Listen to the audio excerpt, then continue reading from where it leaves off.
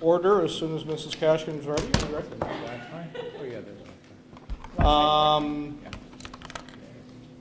We rise for the Pledge of Allegiance, please. I pledge allegiance to the flag of the United States of America and to the republic for which it stands, one nation, under God, indivisible, with liberty and justice for all. Apologies for my shorts and flip-flops, but I've been dealing with a foot issue, and so I'm very comfortable this evening, except for the pain that I've been dealing with for 2 weeks. Yeah, exactly. I hit the little one, right? Can I get a motion, please, to accept the agenda? So moved. Second. All those in favor? Aye. Aye, 5-0. Now I'd like to turn the dais over to Dr. Harrison for his updates and presentations. Good evening, everyone, colleagues, Ms. Hunt.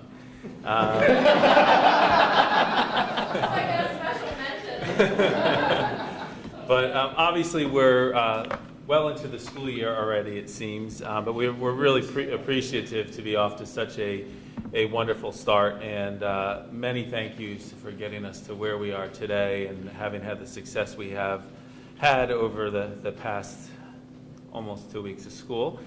Certainly credit to our teachers and staff for all their efforts, and our custodians, of course, to one of the finest administrative teams around for their motivation, creativity, enthusiasm, and of course my district office colleagues for their wonderful support and leadership. But we also have to acknowledge our students and their families for all the energy and passion that they brought to school on the first days. That really will motivate and inspire us to be the best that we can be as educators and educational leaders. As is tradition here in Irvington, I'm proud to welcome my administrative colleagues here this evening to share a few words about their experiences in the opening of their respective schools. And in doing so, we have some new faces tonight, which will be, for me, exciting to see you before the board for the first time, for the community to see you on television. Possibly for the first time.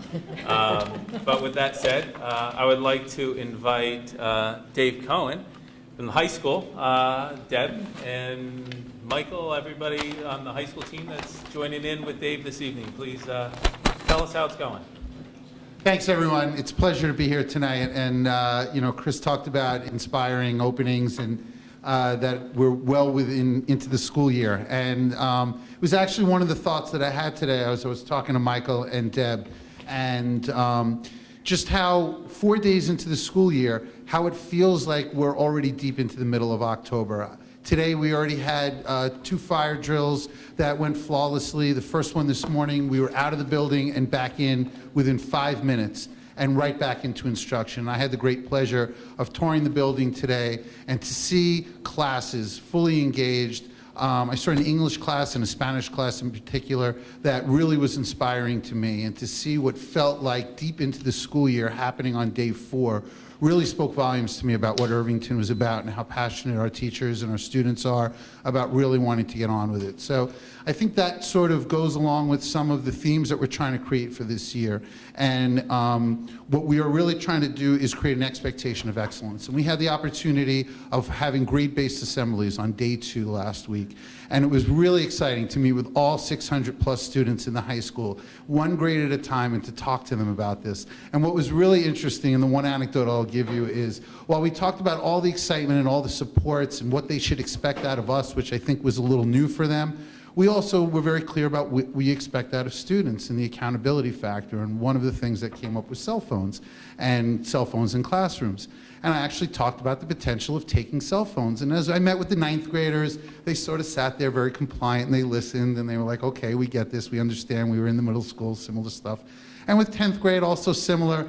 As we started to get to the juniors, it started to be a little different. And then with the seniors, it was amazing. When I first said to the seniors that there was a potential that I would be taking their cell phones, they all had this sort of like devilish smile, and I almost read their thoughts in their mind as, yeah, this guy thinks he's going to take our cell phone.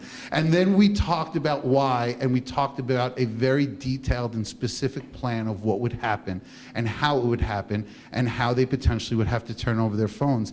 And you saw these sly smiles turn into frowns as you almost saw the thoughts go, oh my God, this guy's going to be taking our cell phone. So it was just very interesting. But through that was really the back and forth dialogue and the opportunity to say to students, is it fair? Is it reasonable? And they all said yes, and they understand it.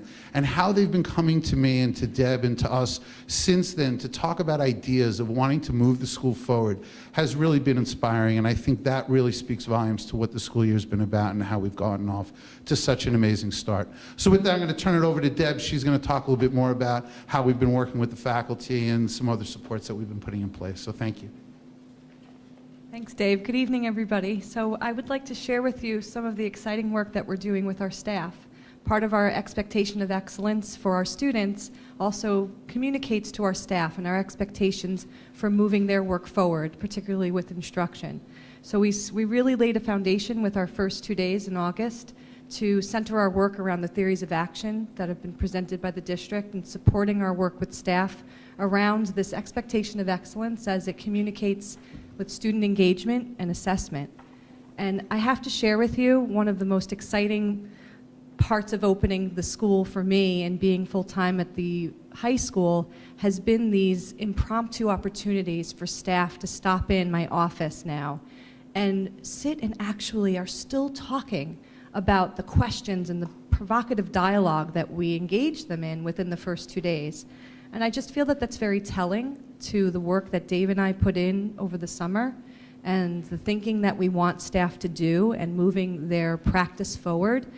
The fact that they're still talking about it really rang true to me. And we also wanted to share a story of a special ed teacher that happened to enter my office at the end of the day today. Dave and I were sitting talking about how the day was going, and she just came to us with this amazing idea. She took the initiative to look at her student schedules and to come up with a really great and powerful idea to support their program. And Dave and I just looked at each other and we said, this is what this is about.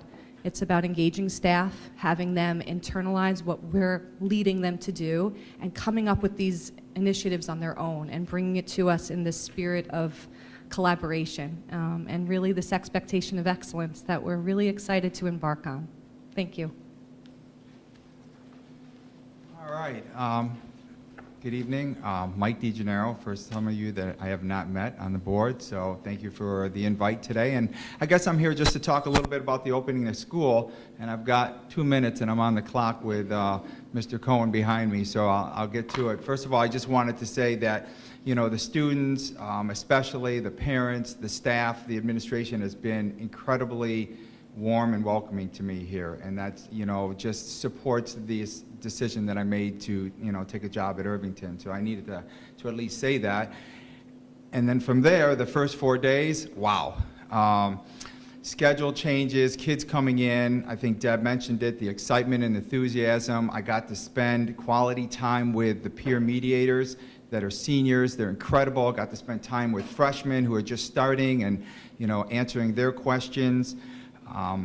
As a counseling staff, we started making some changes already regarding the scheduling process. While we couldn't change a lot of things, we were trying to be very consistent and structured, and so we set up a plan to meet with seniors the first day and deal with their concerns, and then move on down to the juniors, the sophomores, and the freshmen. Not to say that one is any less important than the other, but obviously the seniors, we need to make sure that they have what they need for graduation and moving on to college, and they're usually the more difficult schedules, and the freshmen are usually the easiest.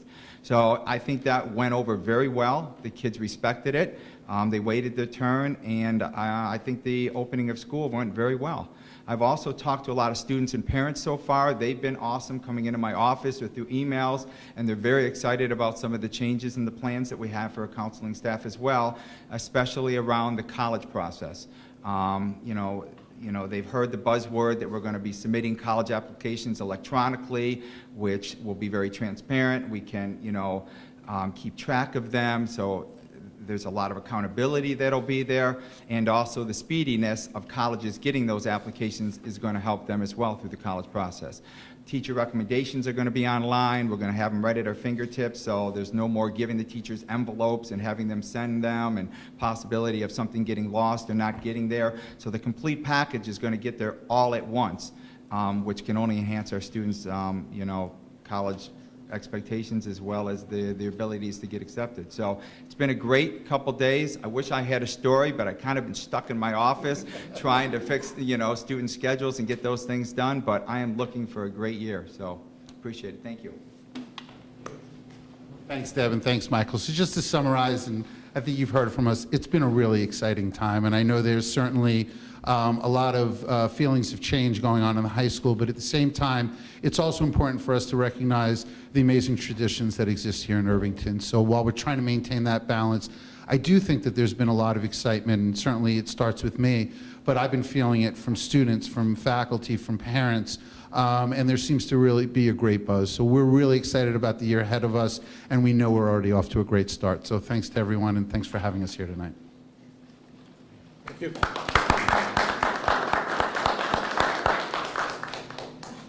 Great. With that said, the middle school team, Mr. Sotile and Ms. Chapnick.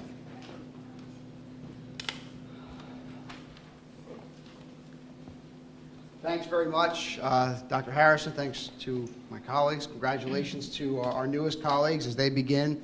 And just to tag right onto that, to say the new year is always an exciting time. School is a very lonely place in the summertime. And so, come that last week of August when everyone begins to really filter in, you see your staff come back, students begin to come in and just remind themselves of what the building looks like or see it for the first time, which is the case for many of our students. I'll get to that in a second. It just renews you in so many ways, gets you past some of that minutia that you have to deal with just to get school open, and really just kind of makes your heart beat a little bit faster and really get the adrenaline pumping for really the reason why we all do what we do, which is to be around kids and to really be engaged with that process. We set, at least in my memory, a record this year with 28 new students at the middle school. 28 more students than were, or not 28 more, but 28 students that were not anticipated as of the close of school last year are in our building at the start of school this year. Some of them students who have lived in Irvington all along, who have returned from private school, and then others who have moved to Irvington from as near as Dobbs Ferry and as far as the country of France. So a whole mixed bag, all different grades, and certainly an exciting time, although I don't know if our guidance counselors would describe it as exciting as I do. Trying to put the schedules together and is always a process, especially as you get to the end of the summer, our classes begin to fill up. And we do have some class sizes at the middle school that are elevated over what we've seen in certain years. Not astronomical, nothing that we can't deal with, but yet higher than what has been the case over the last several years. Teachers and students alike very excited as we start the year. Our initial schedule was interesting for us with the 2 days to begin and then 2 days off. I will say that on our end, the first day is always a great day. Our thanks go out to the PTSA for an outstanding barbecue that kicks off an orientation program that takes place in the afternoon for our 6th grade students. A real leadership role is taken by our 8th graders under the supervision of our guidance counselors and one of our 8th grade teachers. And that's a program that's continued to grow over quite a few years. So a real great first day, and then by the time we got to Monday, again, I'd echo what Dave said, hit the ground running, just right into instruction, right into school, and then learning is taking place, and it feels like you're in the middle of the school year. So it's really a great feeling. On that first day, one of the things, though, that we always do is we always spend time with each grade level to share some thoughts for the year, to really kind of renew our relationship with those students who are returning and begin to build that relationship with the students who are beginning with us. The message there is always one I hope that they take away as quite positive and welcoming. One of the things I always share with students is the hope that they will try something new in school, serve their community in a new way, try a club that they've not tried before, meet new people. In a small town that can be difficult, but so important, and those connections will help them to grow in ways that they've not grown before. So that's always an encouraging thing that I share. One of the other things that we talk about at our meetings is respect, and this year I'd like to turn it over to Ms. Chapman to talk a little bit about this theme of kindness. That was definitely a point of emphasis for us. So, Joyce, if you would. Hello, everybody. This is my first time at the microphone. So it's been, I can't believe it's only, is it the fourth day of school, and where we are and where the kids are and where the staff is and where parents are, it's pretty amazing. The middle school looks different. Also, we have a new greeter's desk, and we also have pictures and frames up of both scenes of the middle school campus, and eventually we'll have pictures of students actively engaged in their classroom and in different activities that happen around the middle school throughout the year. And those frames were generously funded by the PTSA, so thank you to the PTSA. So on that first day of school, we have 3 town hall meetings by grade level, and this year we had the opportunity to meet with the students to talk about kindness and what that means for them as middle school students. And we challenged them to think about the ways in which that they could be kind to each other, they could be kind to their teachers, they could be kind to their parents. And we also talked about how we had 28 new students in the middle school and what that's like to be a new student. And so for some of the 6th graders, they're new to the building, but for new students, there could be new 6th graders, new 7th or new 8th graders. And so we connected that to our character education framework, which is K-12, and one of the questions is, what is community? And so we're layering that on, and it's sort of our kickoff for the work that we'll be doing this year in our character building sessions. And so that's something that we started in the past, and we're moving towards a much more formalized process, and now we have 4 dates set for character building sessions for this school year, and these sessions are facilitated by high school character building facilitators, or CBFs, and Ms. Marinello and I are actually chairing the work this year with the character building sessions, and we had the opportunity to meet with the high school CBFs on Monday and launch with them the work that they're going to be doing this year. So we're excited about having a planning committee that's going to be made up of students, teachers and support staff, and Ms. Marinello and myself, and we're going to work with the students to design and plan and put in place the character building sessions that will happen for the middle school students, all connected to the character education framework. And that's one of that launch of it will happen with a training session with an outside trainer who will come in and work with the high school students, so we can really equip the high school students with the tools that they need to facilitate the sessions with the middle school students. So based on our experience and feedback from our debrief sessions from last year, we've incorporated a lot of the changes, and we're really, really excited about the work that's going to happen this year with the middle school students around our character building. So it's something for us to look forward to. So thank you very much. So in short, we're excited about that work. It's built over time. We're also very excited about all the work that our teachers are putting into place every day in their classrooms. That's built over time. It's built over years of practice. It's built over the work they did this summer. It's built over the preparation and the goals that they set for this year. And as I said, it feels like we're in the middle of the year already, but there's so much more to come, so many great things that we're looking forward to. And off we go. So thanks very much. So, thank you, David and Joyce. There seems to be a theme. It feels like everybody thinks we're in the middle of the year already. And I'm wondering if Mr. McCormick feels like we're in the middle of the athletic season yet. Artie, do you want to say a few words about the launch of sports season and some of your new responsibilities? Sure. Good evening. Sports is off and running at the high school and the middle school as well. We've had our first contest for the majority of our varsity sports. First football game this past Sunday against Nanuet, off to a nice win. Boys soccer and girls soccer have had a couple of wins already. And the cross-country teams have, I think they've won every race they've had so far this fall. So everybody's off to a great start. We have full teams up at the varsity levels. We're struggling a little bit on the JV with field hockey. We've been trying to keep that program alive. We've had a little bit low numbers in that particular area, but we're hopeful that we're going to have enough to field a team and keep kids involved in that program. We had our modified sign-ups last Wednesday, and we continue to get some more people out this week for the modified programs. But again, in field hockey, we're low. So we've had high numbers in sports like volleyball and tennis.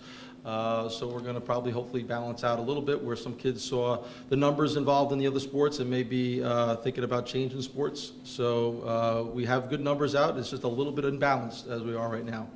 My other responsibilities, I've been kind of working with our new high school and middle school and Dow's Lane and Main Street greeters. I think they've done a great job so far blending into our district. I think they've been very professional. They've been very excited to be here. I think they've met everybody with a smile and kind of consistent expectations of the sign-ins and the protocols that are going along with our greeting.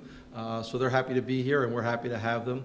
And I've been working with Scott Palermo in terms of the DASA coordination, and we've had training for the staff already the first day of our superintendent's conference day, and we'll continue with substitutes and with the clerical and the aides who were not there on the first couple of days in terms of the new DASA laws and some of the requirements that go along with that.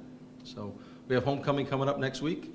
Expect a big week. Hopefully the weather holds out. All the rain that we have been getting, hopefully it holds off a little bit longer. I can hold off to the winter. So our teams are excited, and we're looking to have a great week next week with homecoming. Thank you. Thanks, Artie. So, Eileen, I think we're going to go singles together here. Since everybody else came in the team, I thought I'd get you in already in the middle so you feel comfortable. But Thank you. Hello, everybody. It's great to be back, and I'm happy to tell you about the opening at Main Street School. We had a very smooth opening. Our new fifth graders have been very helpful to the new fourth graders to help them to feel comfortable in school. So that's been a great thing. And I think the fact that we had the Buddies program where they came to visit, the third graders came to visit in the spring, was a great opportunity because they were looking forward to seeing their fourth grade buddies from last year. This year we have, in fourth grade, 137 students, and in fifth grade we have 131 students.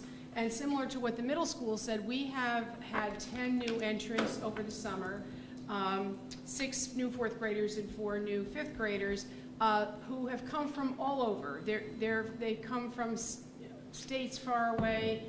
The most recent student who joined us last week actually arrived from Shanghai on June 23rd. So I'm very excited about the diversity that brings to the district in terms of cultural sharing of cultural information and things of that nature. I think it can only be a good thing for all of the students who are already here as well. So that's very exciting. In terms of curriculum, our teachers worked during the summer to work on working on the ELA and math curriculum with the Common Core to make adjustments in it. And as everyone has said about their schools, our teachers are knee-deep in that now. It does seem very unbelievable that it's 4 days into the school year when I go into classrooms and see what teachers are doing in math relating to the Common Core is pretty amazing. So the same is true with ELA. The teachers worked over the summer on curriculum development, and also during the conference day that was shared with all the teachers on the grade level. So I think that's a really good start. Another thing that we're very excited about, and I've heard comments from parents and from teachers, is the return of the technology teacher and that program being reinstated.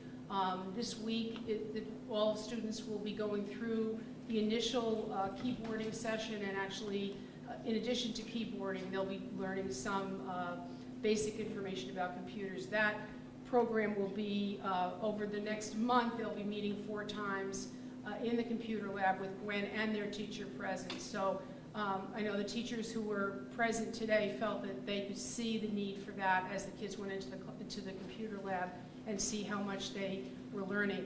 It appears sometimes that students know a great deal about computers.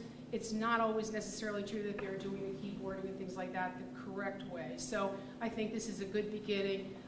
The work that was done on the plan during the summer I think is very exciting in terms of what students, where they'll go after this initial introduction. There's also built into the plan ongoing opportunities for keyboarding practice both in the classroom and the computer lab, as well as using technology to integrate into other aspects of the curriculum. So another thing that was previously mentioned is the presence of the greeter has been very well received in Main Street School. I know I've had comments from parents as well as teachers that they feel much more secure because of the fact that there is that person there who has a consistent protocol from all the different schools and is really careful about making sure that, that people are screened before they come into the school. We're looking forward to our open house. We're having our fourth grade excuse me, open house this Thursday night and our fifth grade on Monday night. Everybody's looking forward to that. We're also looking forward to 2 special events at the end of this month, which is on September 27th. Bulldog Day will be during the day, and then in the afternoon at 5 o'clock of that day will be the Welcome Back Barbecue. So those are all in motion already. Plans for learning experiences that are integrated into the curriculum for both grades are already in progress. The Stone Barns trip for 4th graders is already planned, and that'll be taking place September 30th, October 1st, and October 2nd. The 5th graders will be going on the Clearwater Sloop October 1st, 2nd, and 3rd. So, and we're hoping that nothing happens this year. If you have any So these are great opportunities, and that's one of the things that I think is so exciting about Main Street School and about Irvington in general, the support that enables students to have these additional experiences beyond the classroom is just amazing. I mean, it really, really enriches their education so much. So we're very excited. The teachers, as you know, are so dedicated, and they're excited to see the children, and we were all happy to see them back. I'm amazed at how the students coming in, the 4th graders, have acclimated so quickly, and I look at them and it's almost like they've always been there. So we're looking forward to a great year, and thanks to all of you for all your support, and I'm thrilled to be here. Thank you. Thanks, Eileen. So we go from 2 schools where the students have been here for months already to 4th graders that seem like they moved in months ago. So definitely everybody's ready for a good experience. I'm going to hold off on going to Dow's Lane next to make Ms. Benedetto a little more anxious, to ask Mr. Palermo to say a few words on pupil services. Good evening. We too are feeling the excitement of the new year and happy to be back. It's been very busy in our office. We're on the 4th day of school, and we've already had several CSE meetings, both some for some of those new students that have moved in have come with IEPs from previous districts, and so we need to integrate those into our programs. Some for students that had experiences over the summer that perhaps changed a recommendation here or there, but it's been very busy in that regard. We've also had the opportunity this year to reorganize some of the staffing within our ESL department, and we're expecting services there to be more efficient and be more supportive for students, so we're excited about that opportunity.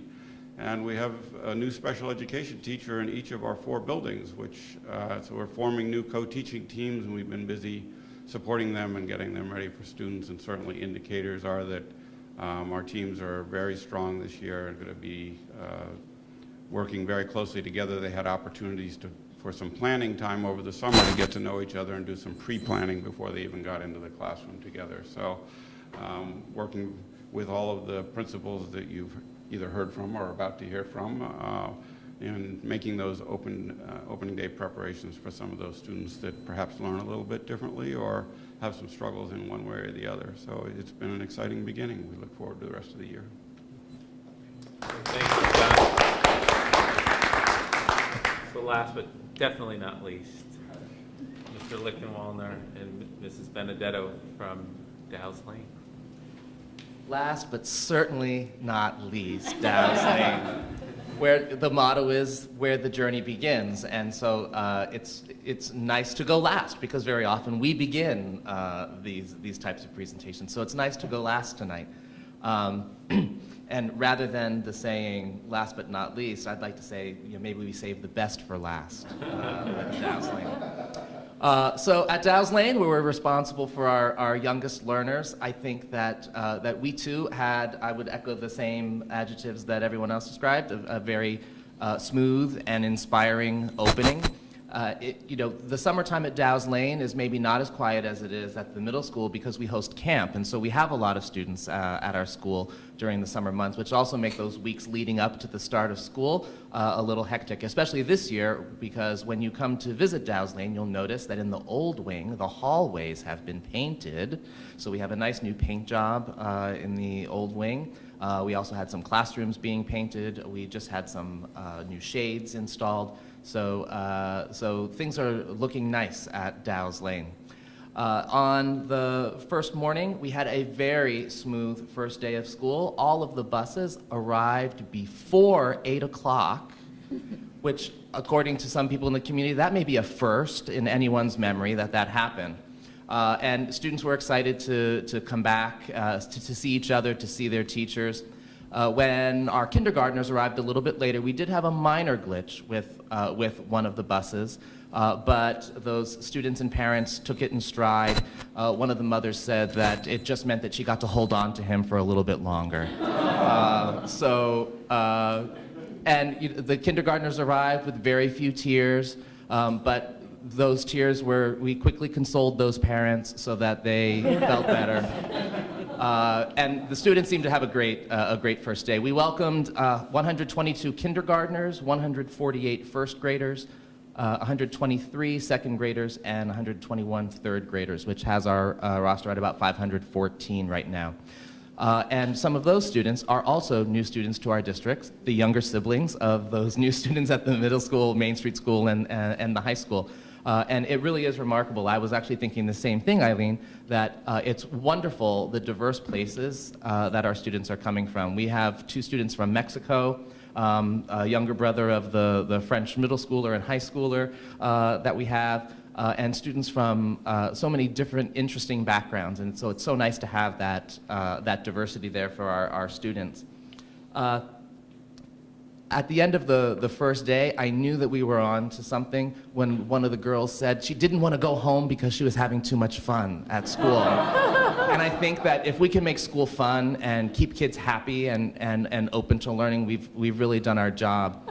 And we also had a student on Wednesday as they were leaving, and I was giving them high fives as they left. I said, I do my usual spiel of do your homework, do your reading, eat your vegetables, drink your milk. And I said, I'll see you Monday. And this kid stopped and said, wait, not tomorrow? And I said, no, tomorrow's a holiday. And he said, oh, man. So I think that those are 2 good indications that we might be doing something right. On the first day, we also had our first successful fire drill. It took us a little bit longer than 5 minutes. We had little legs at Dow's Lane, but it was a successful fire drill. And so we've had a really smooth start to the year. As all the other administrators have told you, we had teachers working diligently over the summer, working on curriculum, new co-teaching teams, planning and preparing for the year. Our custodial staff has done a fantastic job orchestrating all of the moves and the painting and the cleaning and the post-camp preparations for the start of school. And our teachers always come in early to get those bulletin boards ready and do so much to make their classrooms welcoming. So we're really looking forward to a great year. We too are looking forward to the continuation of the technology program at Dow's Lane. It has also started with our third graders in the keyboarding this week. And then next month the program expands and we'll start to integrate things into content areas as well. So our staff is looking forward to that, and we're really looking forward to delving deeper into the Common Core, the work that was started last year in math and ELA. And we're also looking forward to working with those new students, our returning students, and some new staff members. We added some new aides to the staff this year. Scott mentioned a new special education teacher that we have, and we also have, thanks to you in the community, a new assistant principal at Dow's Lane. And so I'm going to hand the microphone over now to Meg Benedetto, our new AP. Thank you. For me, starting school was really a personal journey because I had my suspicions when joining the staff that this was a staff and a community who really went the extra mile for children. And as I met the different groups in the community and in the school, I was pretty sure my suspicions were correct. From the secretaries to the custodians, the bus drivers and the monitors, the aides and assistants, to the teachers and my fellow administrators, as well as meeting the PTSA and the Educational Foundation on opening day, I really was certain that this was the right place to be. Now, I don't want to call anybody out or embarrass anybody, but my snapshot that really helped me prove my suspicions of what kind of place Irvington was was when Dr. Harrison came into the cafeteria on the first day. And there was a young man who was acclimating to the rules of the cafeteria, going to the bathroom, quite appropriately, proceeding and walking, but his shoelace was untied. And Dr. Harrison probably doesn't even remember this, but when... His shoelaces were wet, I remember it. So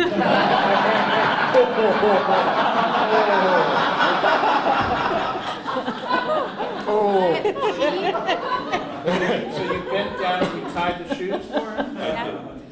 You're well, and man. Well done. kneeled on the cafeteria floor to do it. And that's when I knew, beyond a shadow of a doubt, that Irvington is a district where people are passionate about putting the needs of children first, that we go the extra mile, and in the end, we're all here, no matter what role we fulfill, we're all here for the children. So it was And we stock hand sanitizer as well. It's mounted on the wall. Good.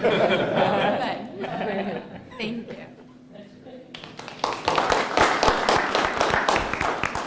Just on behalf of the board, and if anyone wants to say, I just wanted to say a couple thank yous. One is to thank the staff and the administrative team for a very smooth opening. It's one of the smoothest in my memories, and that's due to all of your work. I know we had a handful of transportation issues that to those families did not make the start of the year a smooth transition. Many of these issues through Bev and Chris's hard work with the busing company have been worked out, but to those watching that are still experiencing issues, we're determined and dedicated to work those out, and we will do so. Another thing that wasn't brought up, we have new administrators, and it seemed to me to be a seamless transition of our new administrators into the various schools. And whenever you come into a new job with new people and there's a seamless transition, that means that a lot of hard work has been done. So I wanted to acknowledge that and thank everybody for doing the extra hard work to make it a seamless transition for our kids coming in and experiencing you for the first time. And then lastly, on a personal note, I just want to thank everybody for now dealing with 3 Grados children in our schools. I really thought that when Nicholas got to kindergarten that there would be an implosion of our district into a deep level of Dante's vision of hell. And, it didn't happen, and so that's probably you, Randy. But thank you all for all of your efforts in getting our kids going this year. Can I add one more thing? There's one other new thing that it's probably too early, but I'm curious to hear the feedback when you start hearing, which is we have a new food service Yes. rep at the high school, middle school, and there were some positive changes made. So, when you guys start getting feedback, I'm curious as to how everything's going at the high school. Well, I've actually gotten some feedback, and apparently some parents have emailed her with questions and immediate responses. They were very, very good, positive feedback. Right. I wanted to comment about the greeters. Artie, I came the first day for the barbecue for the 6th graders. Purposely left my badge at home because I wanted to see how all this was going to work. Hey, I signed in. Very nice. I liked how they're dressed, how they're so presentable. When we were delivering, because we had a lot of extra hot dogs and hamburgers and cheeseburgers, we were bringing it up to the staff lounge, and it was, unfortunately, right when all the kids were mixing up in between classes, a parent came in totally oblivious that she was supposed to sign in. He was right on her, very respectfully, excuse me, we have new procedures, can you come in and sign in? He caught her. I mean, he really could have not seen her. It was very chaotic. But a lot of feedback, positive feedback, but the interesting thing, very few of the volunteers actually signed in because they came in through the walkway between the high school and the middle school. So they didn't quite check in either desk, but I'm sure that will be addressed later on. Put up a wall, something. We'll build the walls over spring break. There you go. Electric fence. Very good. Well, thank you all for coming and for introducing us to your first days at school. We have a number of exciting, enriching events and initiatives that are going on in our schools, and our administrators are going to come back throughout the year and introduce you to their work and some of the new things that are going to be happening in their schools that they're so proud of, and I think that's led to a lot of the enthusiasm and excitement behind their smiles that you've seen today. But to my colleagues, thank you very much for coming tonight. Just a couple other updates that I do want to share. This time of year, you're typically accustomed, or the community is accustomed to receiving standardized test reports, the individual student reports from the state. This year, however, probably as a result of the combination of the new test and some report glitches that were identified last week when they were preparing a mailing, there are delays. We received a communication actually today that they're preparing to send all the reports to the printer, and then after they're printed and confirmed to be accurate, they're going to give us some information and direction as to when they will be distributed to respective communities. You should anticipate a typical cover letter that points to some resources, but also Dr. Kaur will be issuing an accompanying letter that will help parents begin to understand what these reports mean in the light of the new testing, and certainly communicate our goals to meet students' needs where necessary. I also am pleased to share that 3 of our schools, Main Street School, Middle School, and the high school, have been named as New York State Reward Schools for High Achievement. And I'll quote SED, the department identified 249 schools in 163 districts as reward schools. Reward schools are either schools that have made the most progress or schools that have the highest achievement in the state. Please want to let everybody know that there's about 4,500 schools in the state of New York. So to think that there's 249 schools recognized and 3 of them are one district, it's something that I think all of us should be very, very proud of. But I do want to put a little kind of footnote on all this, that when we think about school organization and when we think about the structure of how our schools are organized, there's quite the challenge for Dow's Lane having a single grade to be able to produce the data that would earn this acknowledgement. So I think we could all say with utmost certainty that the dedication and the work of all of the staff members at Dow's Lane certainly own a part of that success that not only that we see at Main Street School, because typically you look at that elementary grade level cluster, but all the way on up. So we're very proud of everyone's work and proud of this acknowledgement. We just received in the mail today some certificates that are to be displayed in the school that are signed by the commissioner, so they'll be on their way to the school. So kudos to everybody in our schools. And finally, as we've been saying all evening, school year is well underway. There are so many great events that are starting to occur, from the open houses. Eileen, you mentioned 4th grade on Thursday night, to already mentioning all the great sporting events, homecoming, get out, see their student athletes, go listen to our wonderful marching band, stay in touch with your children's schools, follow the regular newsletters that'll come home, look at the school calendars, look at the website, follow Mr. McCormick on Twitter now, where he's sending out updated sports information, or on Facebook, and certainly stay in touch with the district. Sign up for our This Week mailing, and like us on Facebook to stay in touch with all our district news. Thank you. Thank you. Before we get to the community comment on topics that appear on the agenda, I just want to give a bit of a foreshadowing on what we expect in the near term from our meetings. We had discussed, I think, one of the prior meetings, maybe 2 meetings ago, having a schedule of substantive presentations that that the board will work with the administration to schedule, of things that the board would like updates on, and things that the board feels that you, the public, and Mrs. Hunt would like topics on. And in an effort so Mrs. Hunt can schedule her Tuesday evenings, we're going to put together, and Mrs. Kerner is taking the lead to put together a schedule. The rest of the board will weigh in on topics, and we'll work with with Chris and the administrative team to roll that out, and so people can see the schedule moving forward. And I know it's hard to make every meeting, but for instance, if we're having a curriculum, and we will be having a curriculum discussion, probably more than one meeting, then you'll know that would be the time for you to attend with your questions, comments, and what have you. So that'll be coming.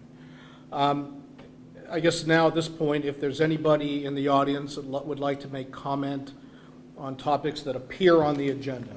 After we finish with the business agenda, people can make comments on stuff that does not appear on the agenda. Nothing? Okay, I'd like to move to the consent agenda. I know that from conversing with the board that there are a few matters that we're going to remove initially for discussion. Anyone want to, Mrs. Kerner, I know you had a... I just had a question on 7.3. I don't think we need to take it out. I just had a question. Well, why don't we take it out just so we can deal with the rest? Okay. So 7.3, and then Mr. Montgomery, I believe you had... Well, not quite what I indicated to you before, but Okay. Whatever the bond one is, I want to take out. 8.1? Sounds good. Yeah. Yep. Yeah. And I also just have one more comment on the minutes that we were asked to approve. It's this that I already made, but I don't think it was addressed completely. So I just want to just say one word on that. It's just a comment. It's really Please. all it is, but I can do that now if you want. Sure. Okay. On the minutes, there was a sentence that I didn't think read, the sentence that keeps reoccurring. It still doesn't read as a sentence to me. The resolve that the Irvington Board of Education approve the consent agenda as presented with the removal of 11.8, 8.12, and 11.11 will be tabled. The will be tabled part just doesn't, it's like two verbs in a sentence, so I don't understand. There's something, Or just needs to be two it sentences. needs a little edited, Yeah. it needs to be a little bit edited there, that's all. I mean, I get what it means, I think, but it just. That makes sense. Okay, I guess in light of that, and with that change, could I get a motion to approve? I I'm actually sorry? have one question about 6.2. Yep. Is it necessary to list the board members who were assigned to this safety committee, or no? Is that be the listed safety here as team, well? or that wasn't the safety committee, right? Safety team. It's the district-wide Oh. safety team. It's up to you, whatever you have. So it just coincidentally is everyone on the It's- same? The district-wide safety committee is different than this team. Oh, okay. It looks like everybody. This is part of Okay. the safety emergency plan that was board approved. Yep, okay. Thank you. Okay, and then I guess I misunderstood Yeah, Mrs. I Kerner's sort of- question on 7.3. We could just deal with that. Yeah, I just had a question about the mentoring process. What I just want to get a better idea of what the role of the mentor is. Is it curricular? Is it more like navigating the landscape? I just didn't know. Both. Okay. So if a teacher has not been tenured in our district, or obviously in a previous district if they're coming here, when they come here, we give them a full mentor. That full mentor can be one of two things. So I'll give you an example. When Tiffany Bentley was hired at being the only PE teacher at Main Street School, we needed to give her a PE mentor, but she really needed somebody who was going to support her in navigating in her building all the things that she needed to know. So in that case, we split the mentor role, and she had a half PE mentor and a half teacher mentor, which was at the time Mary Ellen Fortini. So with each case, we actually examine it based on what the need is of the candidate, of the teacher, but also where they're located and who's there available to support them. So in the case, most recently, another person we're going to have to provide a mentor for is the new health teacher at the high school. She's a leave replacement health teacher. She's never taught. She's new to teaching. So the obvious person would be Luann Ricciardi, because she's the other health teacher in our district. And it's convenient because it's middle school and high school on the campus, but each case is handled a little bit differently because we try and meet the needs of the specific person. Good? Yep. Okay, so I guess now we're just down to, so could I get a motion? We're just down to 8.1. Just a note on your agenda, Elaine, that in section 8, there's a 10.2, that should be an 8.2? Under Article 8? Right. And then 8.2 should be 8.3. Yeah, and 8.2 should be 8.3? Yeah, so I think that's where we get the number. Yeah. There's just a numbering glitch. Mine doesn't either. Yeah, mine's showing up on I just printed this off board docs. today. You have the same thing? I had 10.2. Yeah, if you have 8.1, 8.2, I'm and in board 8.3, docs. that's fine, okay. Yeah, I'm in board docs, mine is like yours. I just printed it off tonight. So then we are in Dante's deep levels of hell, maybe it actually happened. We have, this is what we used to call the new math. Yeah, it's the new math, right? Okay, well then, I think everybody has 8.1 correctly, so can I get a motion to approve the consent agenda accepting item 8.1? All those in favor? Aye. Aye, 5-0. And now turning to 8.1, which is the board's approval that was tabled, I believe, from the last meeting when Mr. Whitney and I were off doing what we were doing. Well, you needed 2/3. That's of the board right, to that's approve right. it, and we didn't have 2/3. We didn't have 2/3 of the board, right. Nothing. But to discuss the serial bond refinancing that was proposed previously. I don't know if anyone wanted to lead discussion or if there are questions for the administration. Please. Okay. Well, I guess it's not really a question. Well, what we've gotten since the last meeting is a new run from NIMAC, which is our financial consultant, of the present value calculations that show the savings from refinancing the existing bond. So, and those show a savings of, including the fees that we'll pay, just under $300,000 in present value terms, which is great. I think the issue I just want to make sure that everybody is aware of is that, Bev, please correct me if I'm wrong about these. These bonds, the old bonds became callable as of, I want to say August 15th, thereabouts. And they will, if we don't do anything, they will continue to be callable at our pleasure, right, until they mature. Mm-hmm. And the new bonds, which was not clear in the last meeting, will not be callable, in part because the term of the bonds isn't long enough to get to what the customary call dates would be. That means we have one shot to refinance these bonds. And it essentially becomes an issue of market timing. When do we think the interest rates are good? Do we think we want to take the interest rates we have available now, or do we want to, it's like any time you're in a stock market or a bond market, do you want to... How do you pick the bond? Do you want to buy or sell now, or do you want to wait, right? And I think it's not just that we're saving money, it's that we're saving, in essence, we're saying we're going to take these savings rather than the risk of greater or lesser savings down the road.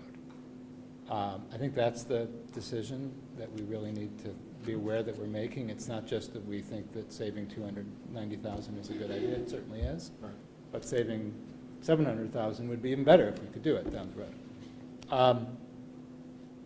Where I come out on that is it's not worth our trying to guess where things are going. There is a substantial risk that rates could go up, and I don't think we should be taking that risk, and I'm inclined to take these savings as they're presented, but I think that that's really a market timing decision that we're making. And I'm happy to make it, but it's not just a no-brainer that it's $290,000 in savings.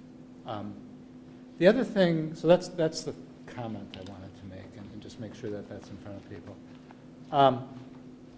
The other thing I just want to think is we get NIMAC, understand the process, NIMAC will go out and get, am I correct, 3 bids or something like that? They'll get some... They'll put it on the market, and there'll be probably more than 3. Okay, can we get from them what those bids are? After they award it. They'll tell us what the losing bids were too? Yes. Okay, because They it'd be give you nice the to have, entire list. it would be nice to have that information. It would also be nice to have whatever the bond issuance documents are, there's big reports that get filed when bonds are issued. And Mr. Grados, I hope his wrist is in good shape, because those are the ones that you signed the Yeah. stack of papers for. Yeah, I actually went on the internet and discovered that all of our names are on these, even mine. I signed your name. No, I didn't sign it, it was just printed. Nobody can read my signature. But anyway, we'll get, that's the information I just wanted to make sure we get. Okay, that's what, as I said, I support it, but I think it's a much more there's another dimension to this decision than there is to a normal bond issue where we need financing, we got to go out in the market now, and, I mean, it's a timing issue, and, I think that was very well said, and completely agree. Any other? Okay, can I get a motion to accept item 8.1, authorizing the 2013 school district refunding serial bonds in the amount of $9.5 million? So moved. Second. All those in favor? Aye. Aye, 5-0. Thank you. Now we'll turn the microphone over to anyone in the community who wants to make comments or ask questions regarding our school district. And we could just ask if you give your name and your address, please. Thank you. Good evening. Hi, my name is Scott Zillick. I live at 54 Butterwood Lane West in Irvington, of course. With me, although at the restroom at the moment, is my neighbor, Dr. David Shipman. I know he has a few things he'd like to say as well. We're both here to discuss issues concerning busing with our children. Let me just tell you a little bit. I have 3 children. They're my daughter in Main Street School, Hannah, my son Noah, who has now started middle school, and my son Max, who just started high school. Since we've lived in Irvington, it's the beginning of our 4th school year now, my children have received busing to each of the schools, Dow's Lane, then Main Street, and my son Max to the middle school since we've been here. This year, in part of the ordinary course, we waited for our bus letter, and the letter for Hannah arrived for the Main Street School, and the letter for Max arrived for the high school. No letter for Noah, my 11-year-old type 1 diabetic son with ADHD. So placed a phone call, and Ms. Miller is very familiar with this, and I'm sorry, I forgot his name today, Mr. Palermo is also familiar with this. And I was advised that not only was it not in error that my son Noah didn't get his letter, but that in fact Max should never have been on the bus to begin with. And the 3 years that we relied upon this was not something that we could reasonably rely on. And that 3 days before school, and again, Ms. Miller will also attest to my lengthy emails over the course of Labor Day weekend trying to rectify this issue. I'm an attorney. I work down on Wall Street. I work reasonably long hours. I leave my house at 7 o'clock. I do that so I can get home and see my children, something that we all talk about. I went to all these graduations. I heard Dr. Harrison say it, and all these fine principals say how our children are the first thing. So I try and make it my first thing too. So I have to leave at that time. I can't be part of getting my children to school. I simply cannot. I'm fortunate that I have a stay-at-home wife, but I have 3 children at 3 different schools that start at 3 different times. Our routine is maybe a little bit more complicated than others because my son Noah has a routine in the morning that takes more time. He's got to check his blood sugar. Sometimes we change an infusion site for his insulin pump. We must always pack his lunch and his snacks because he has celiac disease and cannot eat the food served in the school. Our mornings are not the same as everybody's. And those mornings start, by the way, after we stay up till 11:30 or 12 at night to check his blood sugar and wake up every night for the last 9 years at 3 o'clock in the morning to check his blood sugar. So our days and nights are not the same as everybody's. So we inquired, what's the situation here? And we're told Max is in error and Noah's not getting it.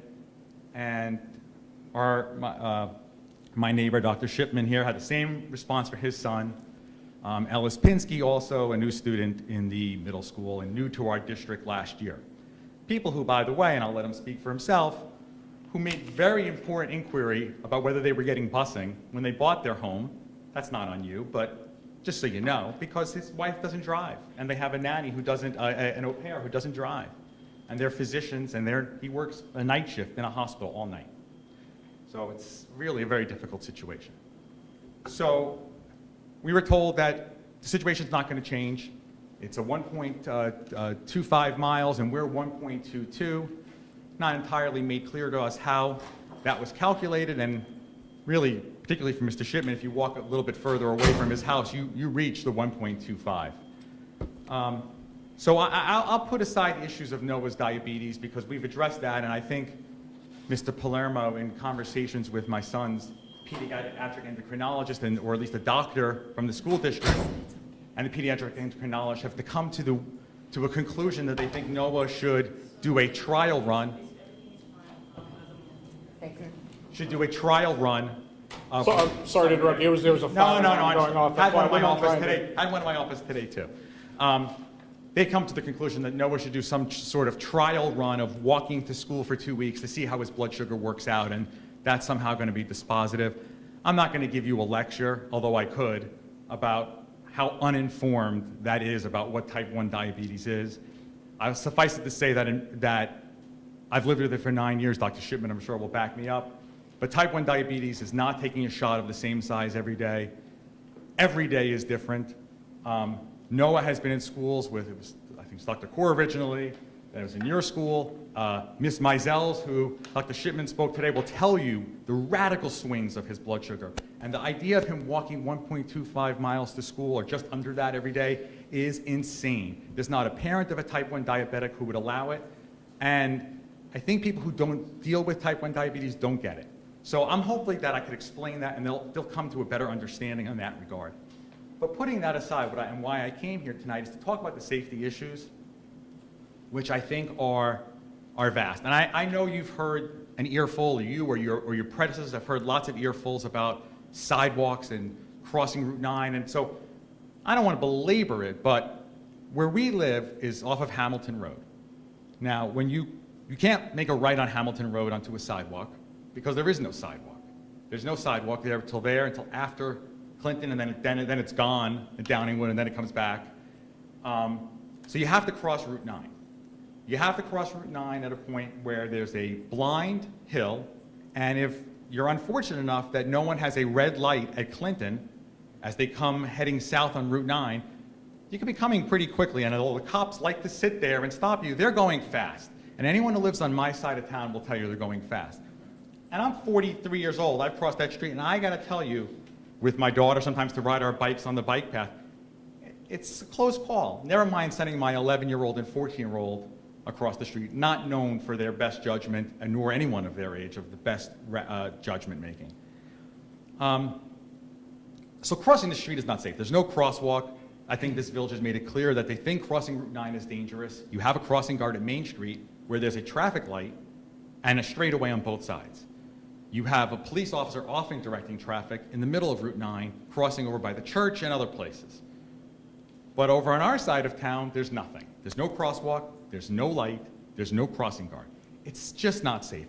A fact which confirmed today the opinions of others in town. My wife spoke to, and Dr. Shipman spoke to Police Chief Michael Cerrone today, and he came out and looked. And he intends to express his opinion, if he hasn't yet, to Ms. Miller and Dr. Harrison, that in his view, it is not safe crossing the street there. That's his view. And I understand he's not a traffic safety expert, but that may be as close as we could find in the village of Irvington. So it's not safe. And so they managed to cross the street safely, and what do they find? They find sidewalk. But this is not your ordinary sidewalk. The sidewalk you have there is, forget about its condition, which is not good. It's narrow at its best. At its best, it's 48 inches maybe. In 4, 5, 6 places, it's under 3 feet. Some places you're fortunate if you head south from Hamilton that the telephone pole is at the road. On that direction, the telephone pole is up against the wall. So you have to walk between the telephone pole and the street. I measured it, I have photos, I don't want to take more of your time. I could show you some pictures, including one with an 18-wheel truck, which I'm sure anyone who's a parent would say, there's no way I let my kid walk next to that, on the perfect of days. it's as little as 25 inches. I think one place 24 and a half in 5 locations. No buffer, right against the street. If you go there at rush hour at any time in the morning where there are 2 cars coming, you're standing here, traffic is closer than this chair, closer. It's like here, rear view mirrors whistling by your head. God forbid your kid turns his head and doesn't look, or talks to somebody who they should be walking with, because 11-year-olds really shouldn't be walking to school on their own. So they're going to talk to his friend who has to, I guess, walk in single file behind them. I don't know how you're going to really walk with him there. So that's just the facts looking at it alone. Our sidewalks are inconsistent with a lot of standards that exist out there, and I think that in the exercise of reasonable judgment you would rely upon in order to make these decisions about what's safe and what's not. The Federal Highway Administration guidelines, and again I can provide you these, I have some copies to share with you. They provide for a minimum sidewalk width of 5 feet if set back from a curb, 6 feet if at a curb. No setbacks at all here. There's a guide called the Safe Routes to School Guide. I have a feeling that people in town are familiar with it because, as I'll talk about in a second, the Village of Irvington has made applications pursuant to this whole Safe Rides transportation program. And this is a guide that was developed by a wide list of the leading authorities in traffic and vehicle safety. I won't read them all for you, but it's a long list. And the Centers for Disease Control and Prevention. That guide recommends preferred sidewalks for safe routes to school, specifically for school, 5 to 6 feet. Recommendation of 8 to 10 feet when there's no sidewalk buffer. And the ADA itself for disability says you can't have anything less than 36 inches for anyone with a disability. Not that my child has that sort of disability, but they don't even comply with that. You cannot walk past that sidewalk if it had to be 36 inches and you needed it to be. Sir, I'm giving you free latitude because we do want to hear this. I'm a bit familiar with what you're saying, but of course we have no control over where the lights go, where the size of the sidewalks. I understand all of us are parents who use the busing here in school, so I get it. And your ask, I'm sure, is along with Dr. Shipman, is that the busing get expanded to your area? Yeah, so I can go on. There's more. I know, but okay, those are things we can't deal with. But here's what you can do. Right. Because there are things you can do. Right. So first, I understand that you have to have a certain number of seats on a bus. I understand that.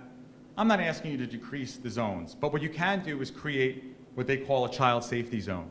And you're empowered to do that under the New York State Education Law 3636-B. By the way, what I was cited, I think by Ms. Miller or maybe someone from the school bus, I was originally directed to the Ardsley Bus Company. Why? I have no privity with the Ardsley Bus Company and they don't owe me a duty. The village owes me a duty, but fine. I was told that it's in compliance with 3635, which is the general statute that says less than 2 miles, you don't need to give a bus. So I understand that we've adopted a smaller one, and I'm not saying that that was improper. But what this says is you can determine that this hazardous zone exists, which in the opinion of the board, this board, would be reasonably alleviated by the establishment of a child safety zone. It can be provided on the basis that their direct walking route, not some circuitous route, although there is none, to school will traverse a hazardous zone. And it says the factors to be considered are the existence or non-existence of sidewalks, the width of the road, footpath or sidewalk, and the volume and average speed of traffic. And it talks about consulting the state police. I don't know how much, I guess with Route 9 the state police could be involved, although I don't think they really do much enforcement here. But certainly our local police support that this is a hazardous zone. Now, normally you say, well, how do we do that? I think you're empowered to do it of your own accord. I could ask you to do that by filing a petition. Now, under the statute, the way it says a petition is done is I'm supposed to do it in April the year before. Of course, I didn't know that my school was not getting, my children weren't getting busing until 3 days before the school district. So I really don't want to wait till next April to go out and get a petition and have 150 people in town sign it to come back to the same place that I am. Now, I know one of the things, and I think it's a very rational concern, I've served on 2 different boards myself. I understand one of the biggest concerns you have is expenditure and cost, and for those people who help pay those bills, I appreciate that. In this case, I don't think there is any additional expenditure because the buses, at least in our area, are relatively empty. So you say, okay, we're required to have, I don't know, 30 seats on the bus, and there are 30 eligible children, except that 3635 of the education law says you can, the school board can, in its own discretion, provide transportation based on patterns of actual ridership, and you can conduct a survey. Now, my son Max will tell you from the middle school bus, and on the other bus, it's empty. It is empty.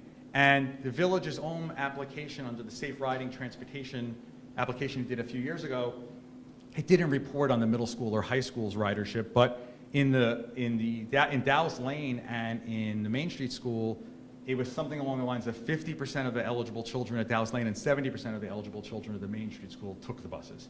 So if there were 30 children and you had 50%, or you had 20 kids, you'd have to make sure there were seats for 22, and you could probably give away the other 8. There are, at the bus stop now, 1 person when Max got on the bus, sometimes 2. Noah's would be 2, I think, him and Ellis. I don't think anyone else stands at the bus. The bus already stops, drives down Hamilton, turns around, taunts us, drives directly past Dr. Shipman's house and past mine. They smile and wave, and I'm joking, of course, and it's not funny to us.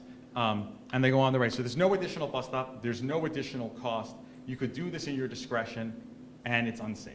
And I ask that you do. I'll leave to Dr. Shipman. Thank you. Thank you.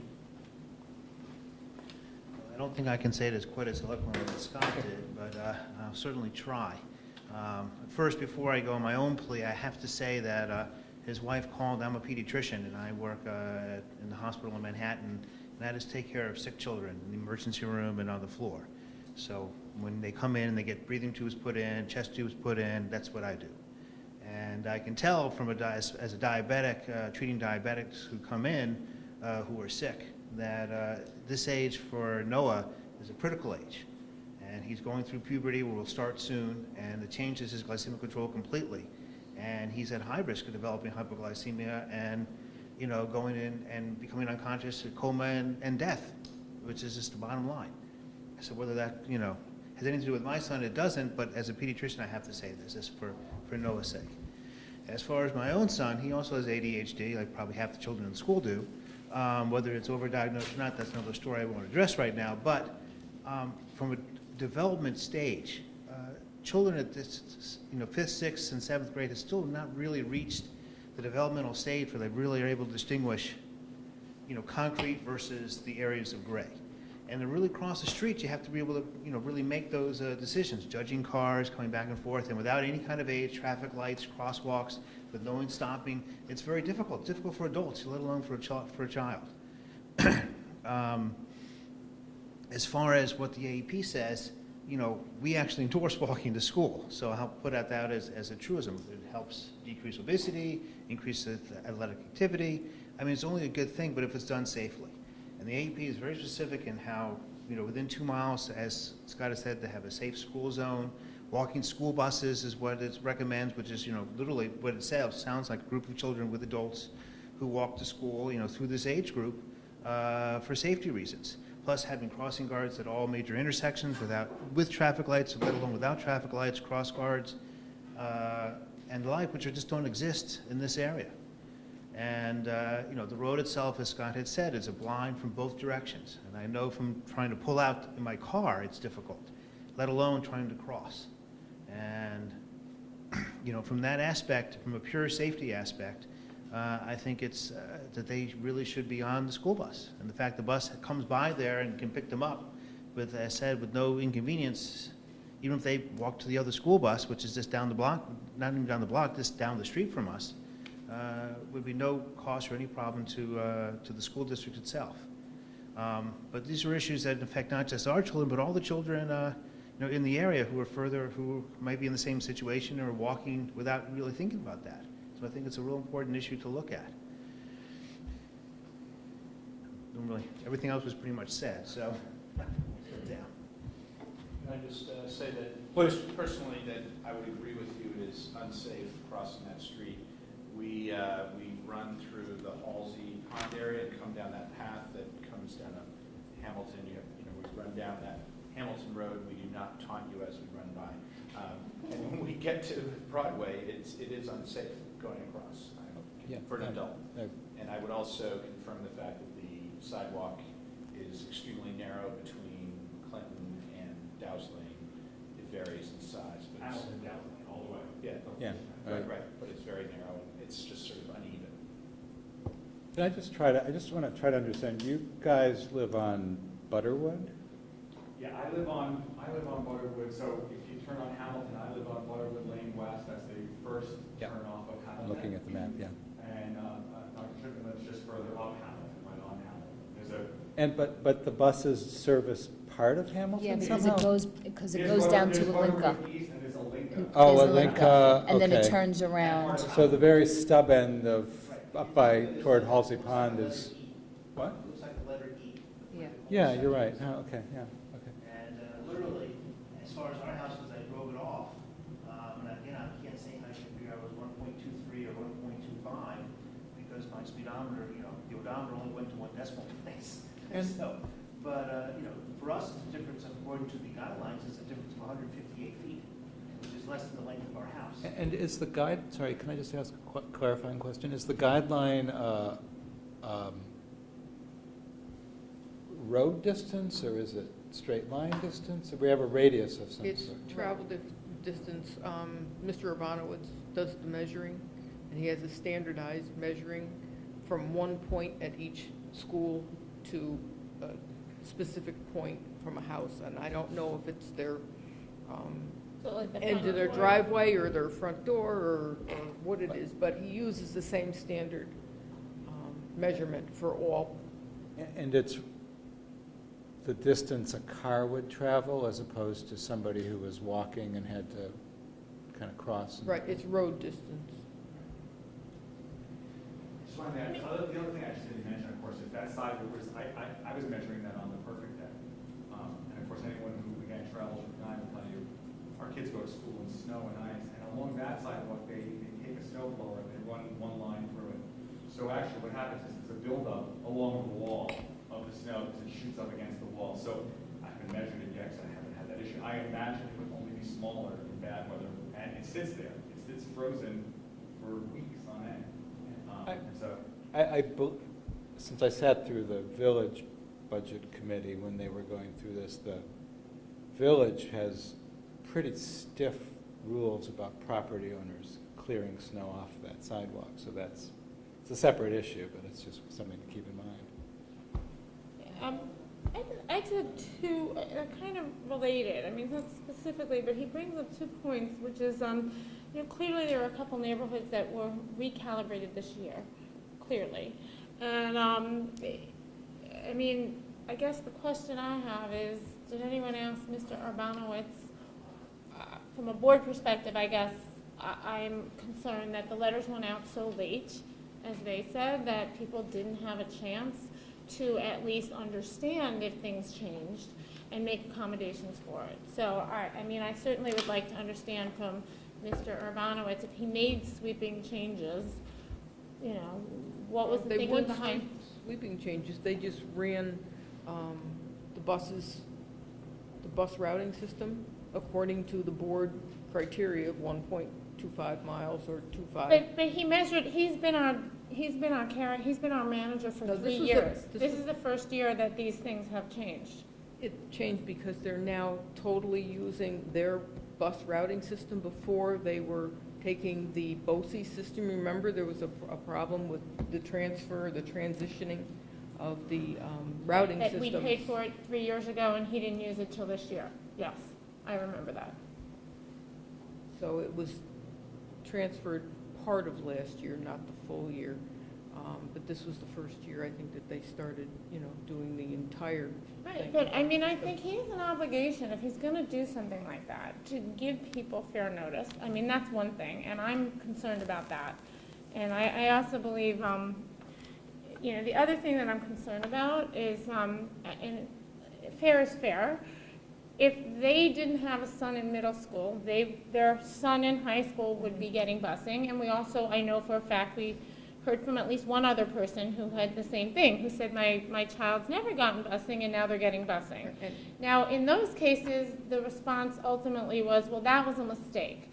So my question is, has anyone gone back and kind of gone through everything? Because there could be a lot of other mistakes out there for both directions. I mean, when I hear that there's multiple errors in multiple neighborhoods, I start getting nervous that, you know, I don't know what to believe. And has there been a system of, has someone gone in and been able to check or verify? Because we already have heard of a few mistakes. Yeah, I mean, I think we're getting a little bit broad for these gentlemen's issue.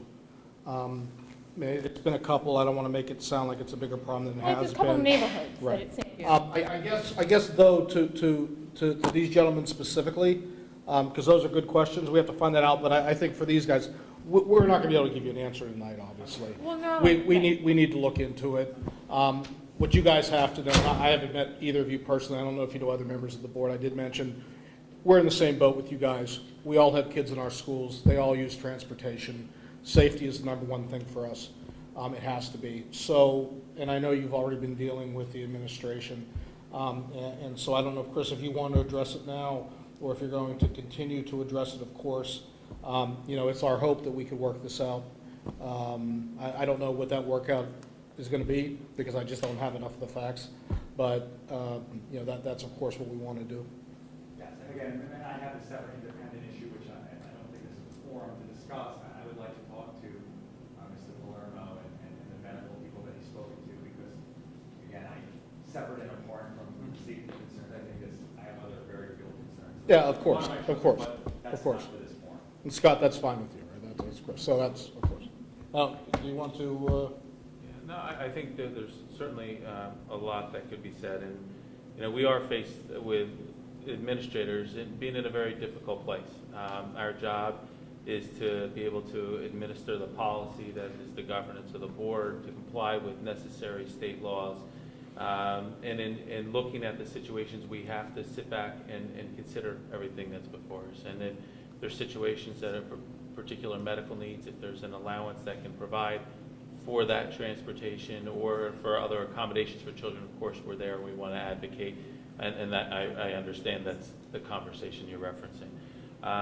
But we also have to be mindful that when we look at these distances that we talk about, there's 1.23 miles all the way around the campus. And we have to consider what policy is and what the ramifications are for making changes and where we make exceptions. And we have to be considerate of that. Legally, and I don't want to sound as if I'm being cold with this, and I see that just like Mr. Grado said, I'm a parent, I think of my own child as well. If you're outside of what those limits are, the board policy, it is not the board's responsibility to ensure that your child gets to school safely. That responsibility falls on the family because of the policy, and I recognize and appreciate the hardships that both of you have communicated. So it's a complex situation. What I can say is that we will take time and we will go back and review each of your situations. We will revisit them with transportation. Of course, the conversation that you referenced with Mr. Palermo. And then we certainly will communicate back to each of you gentlemen, your families, as well as the Board of Education. Mrs. Kerner, I think in response to that, there were a couple errors that came up this year, and to identify that we had a couple errors out of routing 1,800 kids, I think we have to keep it within, perspective. Yeah, no, but there's certain neighborhoods specifically, so I don't think there was, an errant person. I think in certain neighborhoods there was issues, and I guess my only concern is if they're aired on the side of, hurting a child, then I don't mean literally, but if they aired on a child of someone losing busing versus where they should get busing, I just hope that we would double check that. No, Because it makes me nervous that Well, there were so many. and the other part of this, and to be, straight with the community, prior to the time that this board was seated, prior to the time I even lived in Irvington, prior to the time that anybody with maybe you might have been around. Maybe it's all your fault, Raina. I don't know. But at times, prior administrations, and I've seen this, gave one-off exceptions to people in certain houses without going through board approval, these things have, I'm a lawyer too, I'd hate to say that the, created rights, grandfathering and all those things. You just want to say one thing. Just Yeah. to understand, I mean, again, I'm not going to go into the chapter and verses of the law. The one thing I can notice is that, and I'm very mindful of creating some sort of precedent. Right. What I am not suggesting, you make the zone 1.22 miles. No, we're not gonna, we're not gonna do There's a that. circle. The statute makes very clear that you can declare an area a hazardous zone. And Understood. just that's it.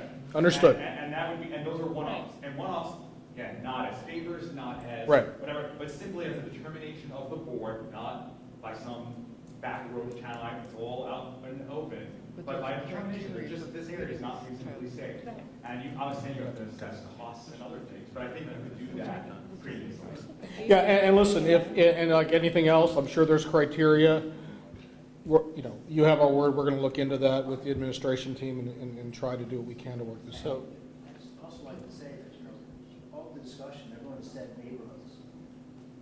This is like breaking up a neighborhood. Right now, someone who lives 3 houses down in the neighborhood can get on a school bus. Someone else can't, who lives 1 house closer. And that's literally. It's not unique in the district, though, I can tell you that, just because of how small we are. Okay, so we know what we're gonna do, and the board's fine with moving forward. Your strongest point is about the safety of Absolutely. walking to school So- and the discretion that we might have based on the law that you've Right. highlighted for us to Sure. make an exception and grant everyone's safety. And like you said, grant the area. the exception. Really on the, Yeah, really on and the I just want to strength. say that as the law dictates, and I think as we delve a little further, there's criteria to be considered in making that designation. Right. So we have some history, so we'll look at that. I can tell you that, that there was an analysis that was performed in 2007 on the neighborhood by a transportation consultant, that we can pull those records and use that in consideration and share after we have the conversations we need to have, report back to the board. We'll also certainly provide the references that come with that. And those documents are obviously documents that can be shared with these gentlemen so that you can see the same stuff we're looking at, because you're going to be looking at the criteria in the same mindset that I'm going to be looking at the criteria. It fits or it doesn't, right? So. Understood, and I also just ask that, again, that study may be a little bit older. I don't, having hired people to do studies for a variety of different things, I don't know for what purpose it was done. So it could have been for advocacy of some nature. Fair enough, fair And enough. so I would say that the one Yeah. person who does seem to have real-time experience of what it's like in that area would be the chief of police, who can give you some insight from him and his officers who work that area. Although again, it's not all he does. I think he might have some valuable insight, and his opinion, I think, certainly. We certainly have a great working relationship with the police, and just as a point of information, I believe the study was performed based upon the same exact type of consent for someone that lived directly next door to Dr. Shipman and family.